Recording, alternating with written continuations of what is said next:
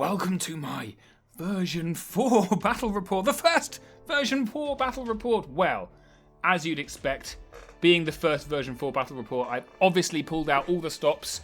It's the highest of quality, fully filmed. No, incorrect. So, before I start, and if you don't want to hear my preamble and pitiful excuses, please feel free to use the chapter markings at the bottom of this video to fast forward to the actual game.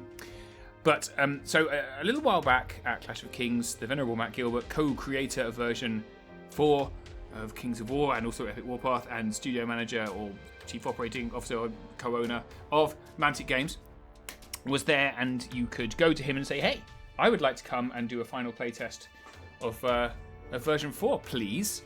And he said, okay. And so I did hop up to Mantic Games a few weeks ago for a final playtest, although it was one particular Mantic employee tried to suggest it wasn't a playtest, but it was, because we were testing it and they were writing things down. And at one point, Alessio Calvatore handed me the rulebook and said, you write it.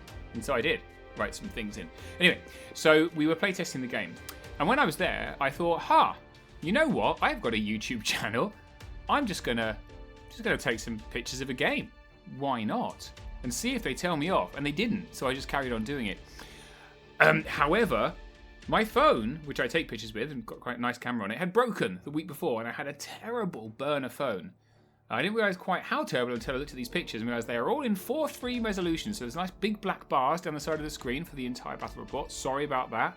Sorry specifically to John Guns, who doesn't like it.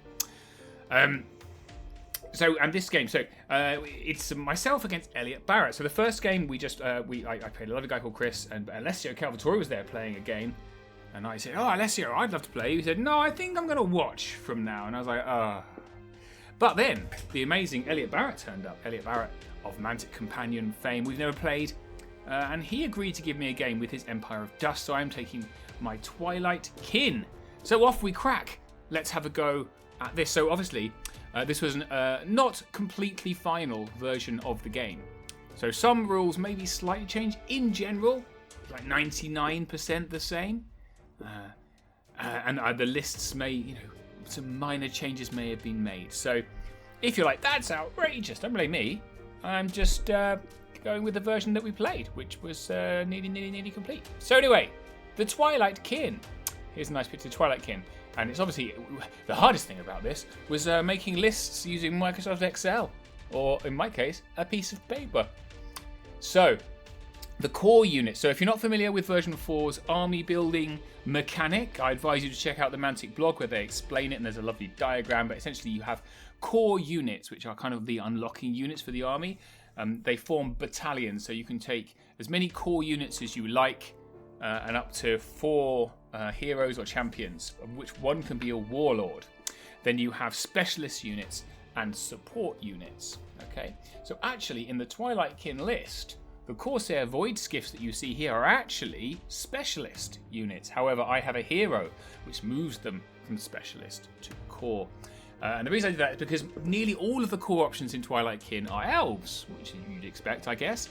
They're Corsairs, and I don't have any Corsairs. In fact, you will see in this battle report, my Corsairs are played by Scarecrow models, because I don't have any Corsairs, because I don't like them. I didn't want to paint any, So I have 2 hordes of Corsair Voidwalkers. These are elite ensnaring melee infantry units. You'll see the different headings for the title again. Check out the Mantic blog if you haven't already. But Rangers now shooting. They haven't got any of that. They are defense 4. They do have 25 attacks. And then Nerve is just plain 24 plus. There's no fearless or anything. Well, there is fearless. If you're fearless, you're fearless. In fact, all of Elliott's army is fearless. So we'll see how that plays out. They have the Dark Kin trait, but doesn't come into this because the rule that affects that isn't anything I've got. And then I got my Void Skiff, so these are the flying chariots. They are slightly punchy. There's 16 attacks on a 16 plus nerve. They're still defense 4. They hit on a 4. But they have got brutal 1. Elite in combat. They fly and have thunderous 2. So there's a lot of crushing strength has fallen out, I think, of version 2. It's been toned down. The power's been pulled back. There's a bit of thunderous going on there. If you're hindered in version 2, you lose all your thunderous. And then because I had 5 points left over, we got Blade of Slashing and Mace of Crushing. So, my specialist units, it's the mutants. Hurrah! You'll notice there's something different. So they are exactly the same as they were in version 3. So they're melee 3, defense 4, 20 attacks. They're a 17 plus nerve, which is very nice. They're elite. They have Thunderous 2 and Wild Charge D3, just like previously. So they still charge up to 17 inches. But they don't have Strider anymore. So the meaty 190 points there. So no Strider, which I think really does control how devastating they can be. Because obviously all their Thunderous Charge goes away if they are hindered. 2 troops of Phantoms, still good, but they're not fearless anymore. Oh no! So they hit on 4s. They are defense 4 with 12 attacks and just a 12 plus nerve.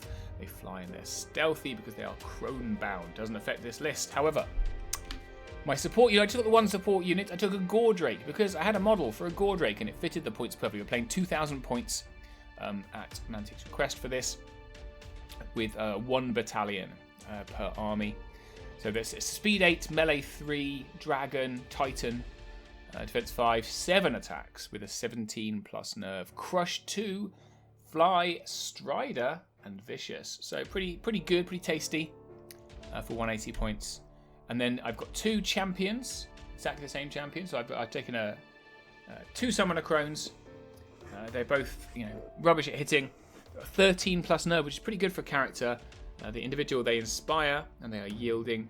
And then for options, there's a bunch of spells you could take for them, and you can also take any of the legendary spells, but keeping it simple for me, I took Bane Chant 3 and Weakness 4 on both of them. And they have, for their weakness attack, they can also roll to damage, so it's a little bit of shooting is what I thought. I didn't have any range really in my list apart from this, and the other hero. So I thought this would be a nice little bit of point shooting towards the end of the game. Whoops. And then my Warlord is the Captain on Void Skiff. So this is what pushes the Void Skiffs from Specialist to Core. He's Crush 1, Elite in combat, Thunderous 1, and he has the Broadside Harpoon. So he's a little bit more shooting 4. So he shoots on a 4+, which is pretty good. So standing still, he'll shoot on a 3+, which I forgot this whole game. I've just realised that's hilarious. And he turns Void Skiffs to Core. So yeah, that was my list. It's a very neat kind of list. I tried to basically just put as much flying into it as I could because I wanted to see how powerful flying was in this list, and the answer is sort of. So I've got Gordrake and the 2 Void Skiffs and the Captain on Void Skiff with his 7 attacks. Pretty tasty hero really at 17 plus nerve. A lot of 17 plus nerve in this list, 16 plus on the Void Skiffs. Obviously, this is just a snippet of the list. The list has got a load more choices in it, lots of different archetypes you can play with, and I'm kind of excited to do that. At some point. I'm still waiting to see the Goblin list. Anyway, on to the Empire of Dust. So here they are, the Empire of Dust. This was Elliott's list. So his core. So mummies are not normally core. However, he has a hero which has made them core. So the core of his list is these 3 mummy regiments. So mummies pretty similar to what they were. They've got an 18 plus nerve. You'll see they are fearless, which means they can't be wavered from shooting. And they are shambling, which means they can't take advantage of the 2 turns in movement that everyone else gets.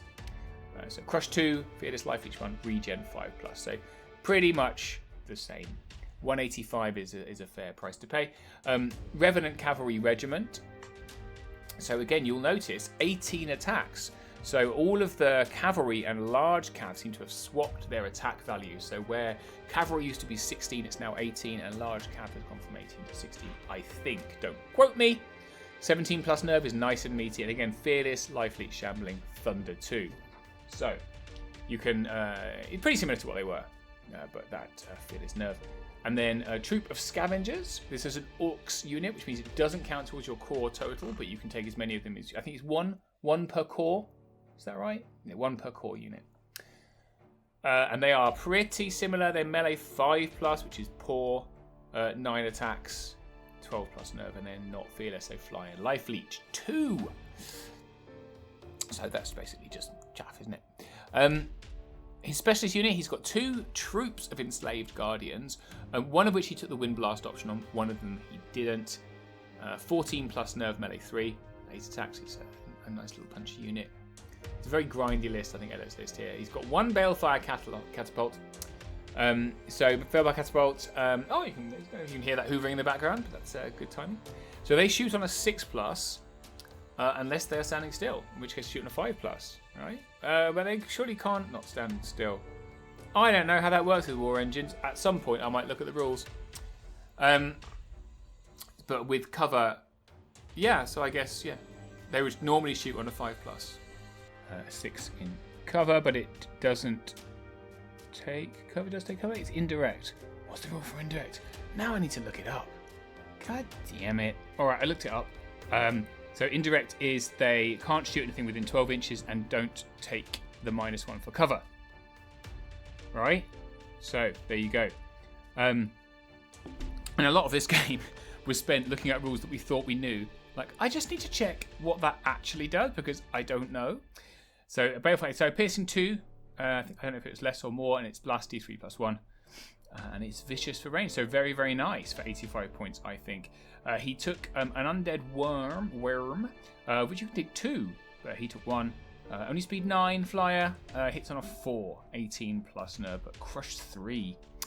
And normal rules, so it is surgeable, but it is shambling as well. So, hits on a 4, not that perfect, but still pretty nice, I guess. And the Idol of Shobig. Shobig is not a champion or anything like that. He is a support unit. There you go. So he's a unique unit. Can only take one of him. He's monster based, so still speed 7, melee 3, defense 6. Still 10 attacks, 18 plus nerve, crush 3, fearless. So he's surgical. Life each one, shambling, strider, very inspiring, and he comes with heal 5. So pretty nice. But he is 265 points, which is a colossal amount of points. And then last but not least, his champion. So actually not last week, but he's got 2. We've got champion and a warlord. But his champion is a cursed high priest. Still pretty similar, 13 plus nerve, 1 attack. He's a yielding, inspiring hero. He put him on a horse so that he get his surgery on the battlefield for 15 points. And then there was a bunch of spells he could take. The ones that he took were heal 5 and surge 8. So that's nice. And then his warlord was the Ammonite Pharaoh. So the Pharaoh is what makes Mummy's core in this list. Pharaoh is pretty good. Punchy hero as always. Melee 3, defense 6, 5 attacks. Crush 2, fearless, regen, all that jazz for 205, and that was Elliott's 2,000 point list. Right. So those are the lists. Some little glimpses at the 2 lists there. They're not part of the new book, so these are kind of the basic lists, I suppose, in the main book. I had fun building lists with this, actually. It was a really different mechanic. I thought it was very, very nice and made me really kind of enjoy building lists again. That was great, rather than just cutting and pasting the same unit 53 times, which is what I normally do. So that was really good. We were watched this entire time by Matt Gilbert and Alessio Calvatore, which is slightly nerve-wracking, but I did, because at the beginning I wasn't really sure if I was supposed to be taking pictures. I just surreptitiously shot a picture in which Alessio looks terrible. Oh, where is it? There's a point. There it is. Sorry, Alessio. Anyway. So, we are playing Push. Now, you'll notice something in this battlefield. So, Push, very similar to the scenario in version 3, except you can only carry 1 token per unit. And then there is 1 in the center. So, I think the D3 and we had 3. So, did we? Or 2? We might have 2, actually. We'll see in a minute. And there's 1 in the middle there, but you'll notice it's larger because objectives and loot tokens in version 4 are 40 mils. They've gone up from 25 to 40. So there you go. Time to get some new tokens. Anyone that complains about that, by the way, and throws their toys out the pram because tokens have changed in size, grow up. I'm not being funny. They're like tiny pieces of plastic. Anyway, just my little rant there, because people do complain about things and it really irritates me, and maybe you shouldn't. Yeah. Right. Maybe it's just a game. So this is how we set up. So I can't remember who chose sides. Probably Elliott did. We have we didn't have any. I realised halfway through this game we forgot to put any rough terrain on the battlefield. It was very open centre, but this is a forest. Height 9. I think height 9. I forget the terrain heights. Forgive me. There are no massive differences to terrain heights that I could remember. You can have high hills, height 5 high hills should you choose to, but we went with height 3 normal hills. So hill over here. And a hill over here. We have obstacles here and here. And then we have blocking terrain here. Alright. So Elliott set up, he's got his Balefire Catapult in the corner here to give him as much kind of range as possible. In terms of like ignoring cover, there's only 1 type of cover. right? Or rather, the same rule of cover applies to everything, which is if you're half in. I think it's if your leader point. That's right.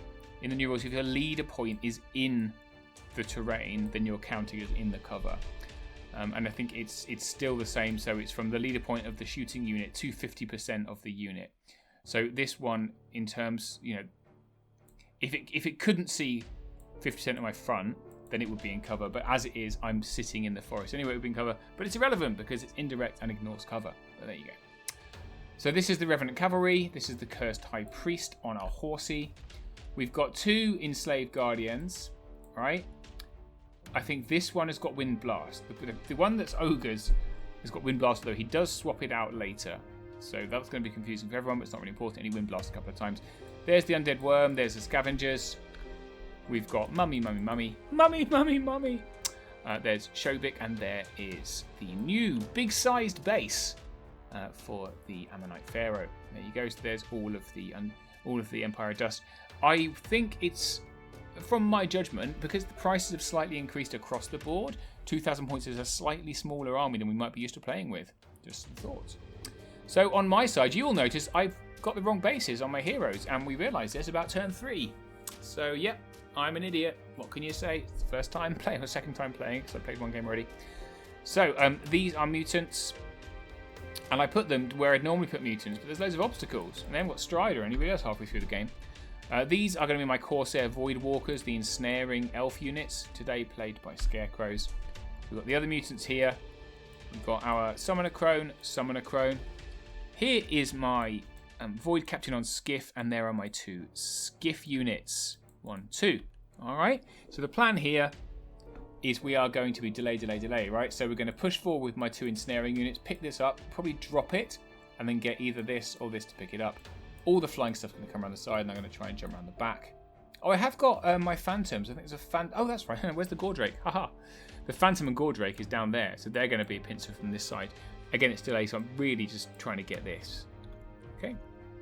So there we go. There's Elliott's force. And here's mine. So you can see I've got my 2 tokens on my ensnaring units in the centre. He's put 1 on a Rev Cav and 1 on a Mummy. You can't search. There's the photo I've already shown you. Just skip past that. Sorry, Alessio, for taking such a bad picture. But it is actually, Elliott went first, and I didn't take it because I only realised, I thought after turn 1, I thought, oh God, I'm supposed to be taking pictures of this. I am so incompetent, I can't apologise enough. But he didn't do anything particularly exciting. What he did was he moved these units forwards, the dragon went sideways, and he wind blasted one of my units. I think he tried to shoot and missed. Right, so then into my turn 1. So I went really hard because I can go at the double and turn with all my units. There's the Phantom, the other Phantom, and both of my Skiff units. They only go 14 max, right, when this side. And the Void Captain here because I needed his Inspiring here and here. That's all good. And we moved up that way. That is a weakness thrown onto the Scavengers. I was just trying to waver them so they couldn't come and block me up. And a weakness thrown onto this Enslaved Guardian unit trying to do a wound. Didn't, of course. On this side, I saw the dragon, the worm. I wasn't that worried about it, really. So I just showed, well, I really didn't want to be shot by this the whole game because it's very annoying. So I threw my Gordrake, and you can see that he's managed to do, I said he didn't do much wounds. He did loads of wounds. So that was his Balefire Catapult turn 1. Put 5 wounds onto my Gordrake, which I didn't like. Didn't wave me though, so it's okay. So given that I already had 5 wounds on it, I pushed up really hard, and I plan to just annihilate this and then die. That was my plan. Because if he comes in here, yes, he will kill my Phantoms, but the Gordrake can then do what he wants because he can't get near him.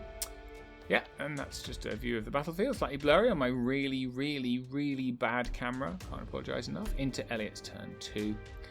So that's the Wind Blast from Elliott's turn 2. So he's pushed back my mutant into the woods, which is incredibly irritating because I have Strider. On this side, he's been very aggressive. So he's come in. This unit is actually here. It didn't fit because of wings and things. But just took the dragon and the Rev Cav into my Phantom unit. And by doing this, he's trying to basically block line of sight. You can see he's moved his Enslaved Guardians here so that I can't see, which is pretty good. And they, of course, wipe it out. and then he makes a mistake. He sidesteps. So this unit is actually moved back, right? This is right here, but it didn't fit underneath the wings with all the spears and everything. And then he sidestepped the Gordrake this way, I think to stop me charging his Cursed High Priest. He's trying to protect that, but what he has done is given me a flank here and potentially a flank here. So into my turn 2. So he just the rest of the battlefield was really just a kind of a slight chuck forwards. So I threw a weakness again into this mummy unit, didn't manage to do any wounds, and I ate one of the enslaved guardians, so I actually ate the ones here. Rawr. Because I thought might as well. So line of sight wise, I can just see their corner like that. Trust me, I can. Doesn't look like I can there, does it? Even worse. I could have taken this one, but they've got, you know, lots of rocks to walk over. If I go over here, I'm in a nice aggressive place, and he's going to have to turn things around to come this way, which is what the whole point of this flank is to delay him. So far, you know, version 4 hasn't really had a massive effect, apart from the army choice, the points, I guess. The cover from this and the 2 turns I've got on my flyer, which is nice, but not that relevant otherwise. So yeah, ate them up. Yum, yum, yum. Thanks very much. And now I've got a nasty kind of look down this flank. And the other things I did, just to... what did I do? I ran forwards, and I didn't pick up the tokens. I already had a token. I think I just sat on it. I think the token's here, because I can't pick it up. Maybe I can't score it. I can't remember. Yeah, so I just pushed up as hard as possible, basically. So I wasn't really that bothered. I just needed to get these tokens, plus we're now all fighting in Elliott's half. So now it's just an endurance game. I couldn't quite get around this little house with my flyers, because this Pharaoh is sitting here as well. So we're just into a nice threatening position. So we move. See, these were my units were, so we managed to move and turn twice to get really far. I'm trying to get some shots off with this guy. It's not really working. And there we go. So in Elliott's turn 3 EOD, this is where he started. What he actually did was he sent his scavengers into my mutant unit. He turned Shobik, and then he surged him into my Gordrake. And everything else turned around and started to come down, I think. That's the surge. This is post-surge. We did have a really interesting discussion, because with the new combat rules, right? And once you're in combat, you're stuck in combat. You can't move. So we had a discussion about, what about if this cursed high priest just charged me in the flank? And then suddenly, I can't go anywhere until I've killed it. We thought, however, it is a yielding individual, and yielding individuals do not affect movement in that way. So you're not stuck in combat with yielding individuals. With everything else, you are, and you'll see it does have a real effect later in the game. So he kills me off there. There's the scavengers who've gone in there. I did pick up 2 tokens, so maybe you can only score 1. To be honest, I can't remember, and I don't have a written copy of the scenarios. We were supposed to be just playing kill, but it's very dull. So I did pick up the 2nd token. Maybe I cheated. That's not unusual for this this channel, is it? If I did cheat. You can see that he's brought his enslaved guardians here and his worm here, which is looking very nastily down my flank. Don't like. Into my turn 3, this is how we're looking. So I start to take a little bit more robust pictures now, which you'll, I'm sure, be delighted by. You see that the cavalry have just turned around to come this way. Everything's coming around here. Shobik's had a yummy dinner of Gordrake, and he's just sitting with his mummies ready to take my charges. Yeah, kind of a defensive line, because this is very threatening. I get it. I'd be threatened too. He has blocked out my mutants though, so they're probably not long for this world. Only 1 wound. Well, you'd think so, except obviously mutants are mutants. A counter charge is still 20 attacks on 3s. Murder happened. So I managed to turn them, but whoops. I have opened up this flank here, so I might be taking a worm into the flank there. That's a weakness onto those enslaved guardians. That's pretty good, because now if they do charge, they're going to be hindered and weakened. So not bothered by that very much. Another weakness over there. And you can see I've chucked in. So from here, this is, you know, this with surge, this is all quite scary. So basically, I chucked my phantoms in here because I'm not convinced mummies will kill them in one. Even on a counter charge, only 12 attacks on 4s. So what, 6 wounds against a 12 plus nerve unit? It's not undoable, is it? But it does give me the time to move my boats into a better position, which you can possibly almost not see. There you go. So I put one boat, I use my 2 turns. So I've turned once, go here, turned again. 7 is not far. And I can kind of see down the back here, so that's a good place to be. The other one is being shielded by the phantoms here, ready to come down this way. And you can see I finally realised I was on the wrong size base. As I put my Summoner Crone here to do some weakening, and I was like, oh, it's the wrong size base. Put the right size base in, and it put her in range, so I immediately cheated and pushed my elf unit back. And Elliott very kindly let me. So there we go. Well, there's another fun new rule. So having locked these guys into combat with me, I did 5 wounds, which is extraordinary off 12 attacks on a 5 against defense 5. And then I rolled a double 6. And in combat, a double 6 simply does d6 more damage to them. And I rolled a 1. So it's me. Yay. Right. Now, here we go. What's gone on? Things. So, this is the end of his turn. I've already started my turn. Sorry, again. I said I took more robust pictures. Guess what? I didn't. Again, I thoroughly apologise. I realise this is the first version 4 battle report. The pictures are terrible. B, I've not taken enough pictures. But we'll talk it through. So, forget that this is here for the time being. Alright? It's still over there, let's pretend. And this is not here as well. It's still over here. You see where it was? Actually, you can see where that one was too. That's where one boat is. That's where the other boat is. This is elves. Or possibly, is it? Or boat? Elves. It's elves. Right? So, essentially he was worried about this boat unit that was here flanking these mummies. So he's done a nice play where he's taken the Ammonite Pharaoh and placed him here. Because this is quite a large unit, it can't... It was front for this Pharaoh, and it couldn't charge him in the front because it doesn't fit in front of the house. It doesn't fit here, right? Equally, because he's placed him against the back of this unit, I can't get in the flank here, right? So that was some nice positioning. He moved these guys forward. That's right, he flanked. So this is where the phantoms were. So he did a front here and he flanked here just to make sure they died. He's got a nice defensive back line here, and then he repositioned, as you can see. So the line of sight from this unit here meant I couldn't see this. Well, this one wasn't in the front, it was actually in the flank, which he missed. Yep, so then in my turn... Oh, and then Shobik came in the front, and his worm came in the flank of this other elf unit. And you can see 15 wounds, but it is a 24 plus. So he needed to roll an 11 twice. A 9 twice to kill him, and he didn't. Alright, so Shobik and Dragon in the flank. So it's crunch time. You know nothing of the crunch. So then on my turn...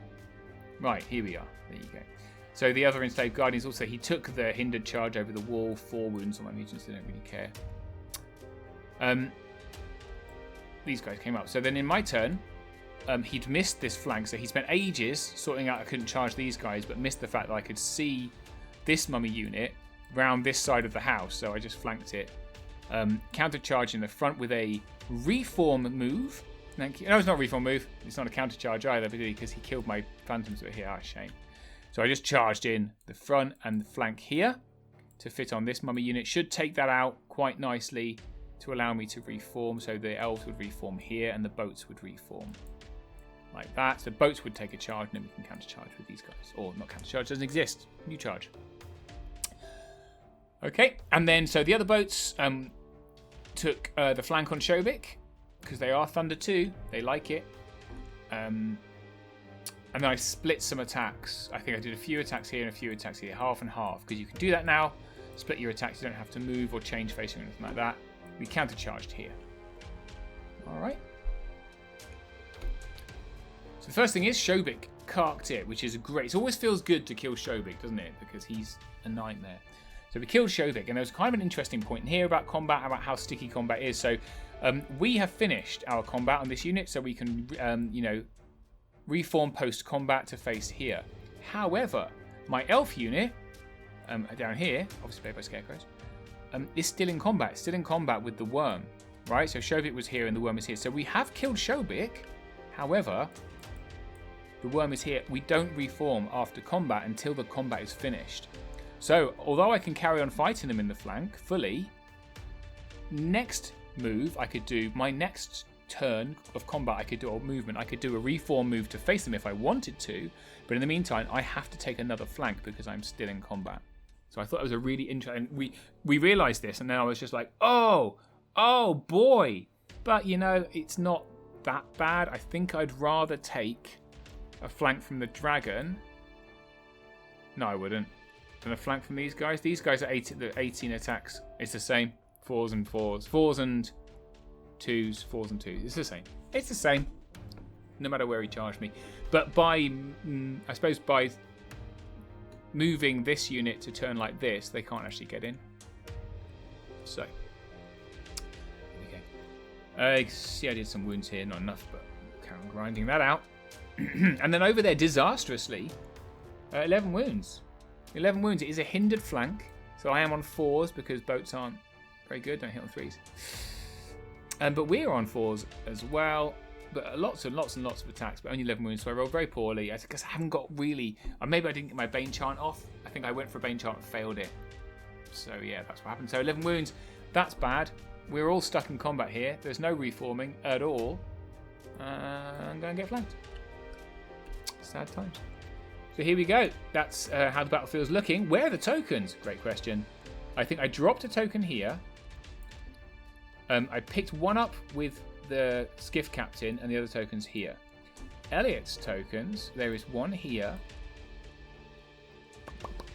Where is the other one?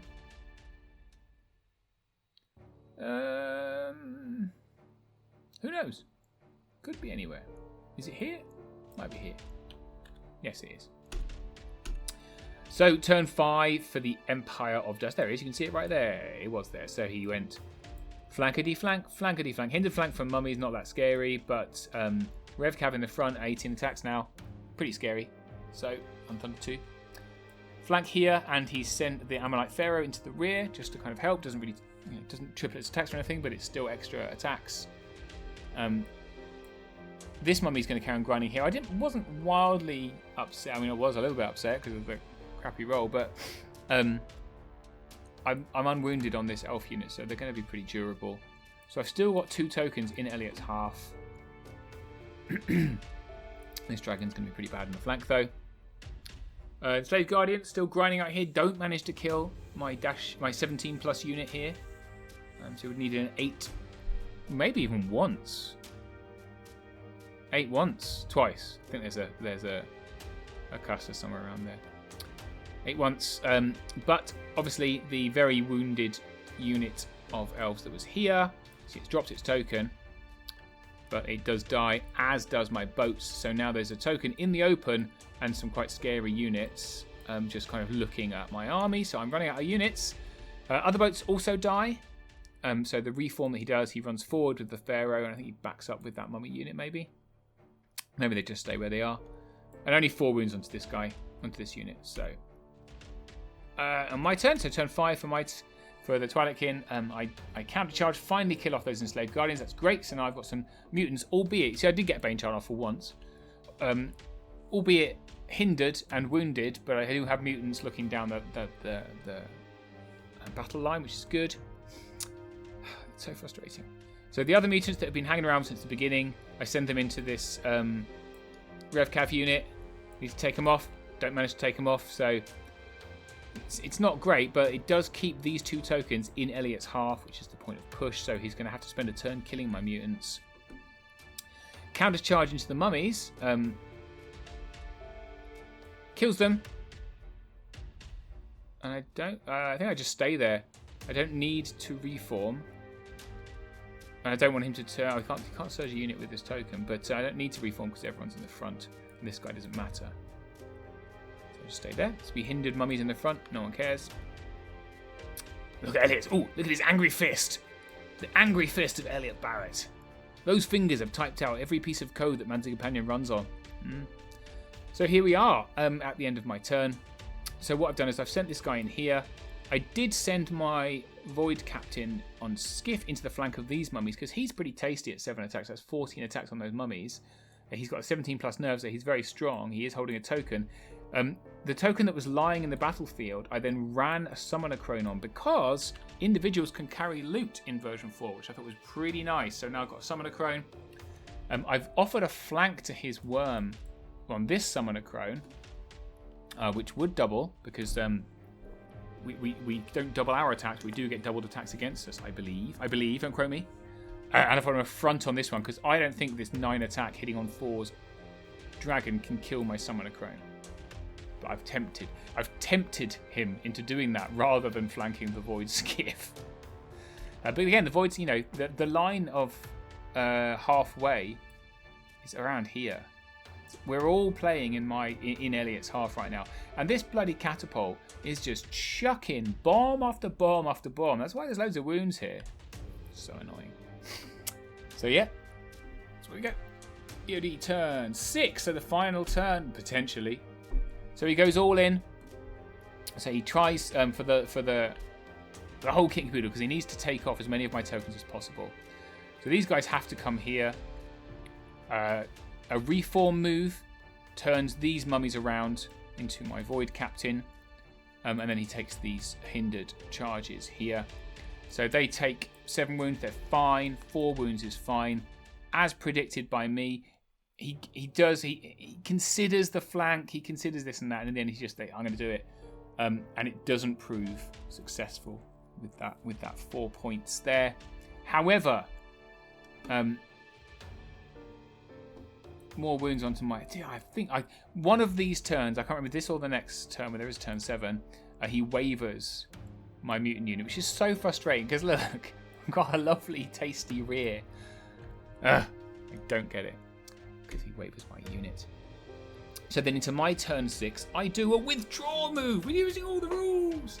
So I do a withdraw move with my Summoner Crone, which I was very excited by. I passed the nerve test, so you have to take a nerve test when you do a withdraw. And we backed up 2d6, which handily puts her so solidly into Elliott's half. Then we get a Bane Chant off onto my mutant unit. I think these wavered, otherwise we would have taken this rear. So that unit's wavered. We kill the Revcav, which means I get that token. I don't kill here, doesn't really matter, because even if this one dies to a dragon, I don't think this unit's going to die. I don't think it's a 24 plus, right? The token here is I'm going to get at least 2 tokens, which means it's going to be 4 no matter what. But then there is a turn 7 for EOD. And he goes for... I don't know what he goes for. What does he go for? He goes for the flank. Right, so the one chance he has, which I hadn't spotted, so imagine that half of the battlefield's around here, let's say. Maybe a bit lower. Here. Right. If he turns and surges his worm into the flank of my mutants, kills them, and backs up a full 3, he'll get into my half. Right? Then he would have 2 points. And if he kills this unit, he'll have 1 point, which would be 3. Whereas I have 2 from this one. And 2 from this one, which would be 4. So there's no chance. But, maybe he kills this one as well. And then it'll be 4-2. So he does it. He does kill. But then he doesn't manage to. He realizes he didn't back up anyway. But he turned, I think, to face these mutants in case I killed. Yes, right, yeah. Because the choice that he had then was that okay, if he backed up, that's fine. But then if the mutant unit then rear charges, flank charges him, it's irrelevant. So yeah, he does kill this unit, which is very surprising to me. So he took my token there. So that's actually not there. He doesn't kill my hero. So I still get 4 points in my turn 7 for these guys being in this half.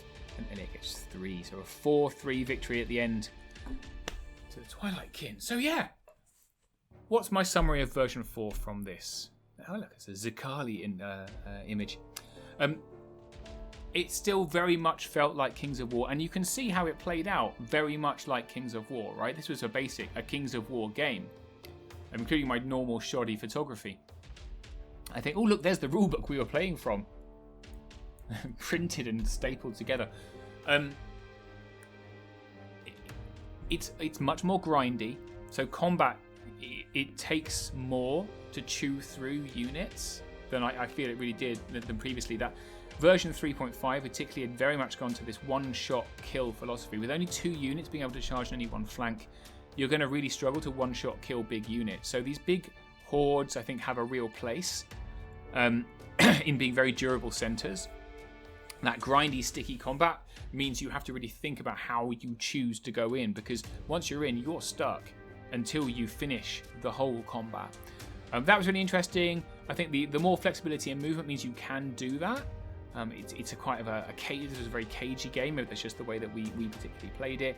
The withdraw mechanic was kind of cute at the end. Shooting really made a difference because this unit was ready to go and it got wavered. So it basically would have died in the old rules, but it got wavered, which meant if it was carrying a token, if it was a unit strength scenario, that would have halved its unit strength by being wavered. As it happens, it didn't affect. All it meant that it was wavered and couldn't charge in. So at last, like I feel like shooting towards the end of the game, like turns 5 and 6, is going to start being really instrumental, because that's when there's wounds on units and some small arm shooting can really kind of run a chance of wavering critical units at critical times, possibly even unit strength units. So that's something to think about. But flying was pretty strong, but didn't feel overly strong to me. I played the other game I played. I had a Night Stalker list and I rammed every bit of flying I could into that, like everything, and it was strong, is what you'd expect, but it wasn't that strong. It was still a grind to get through things. But yeah, I really enjoyed it. I think version 4 is looking good. If you are going to complain about things, do it somewhere else. No, it's fine. You do what you like. Let me know what you thought. I'm so sorry again about the poor quality pictures. I wasn't expecting to do a battle report. I just kind of took the opportunity and was allowed to at the last minute. So I'm extremely grateful to the Mantic team for letting me do that. Thank you so much for Matt and Alessio for being so generous with their time and for inviting us down on a weekend. Working on a weekend over this. I think the work they put in is stellar. The playtesters have done a really good job. So far, I'm sure there will be things that are broken, but you know what? We'll fix them and get through it.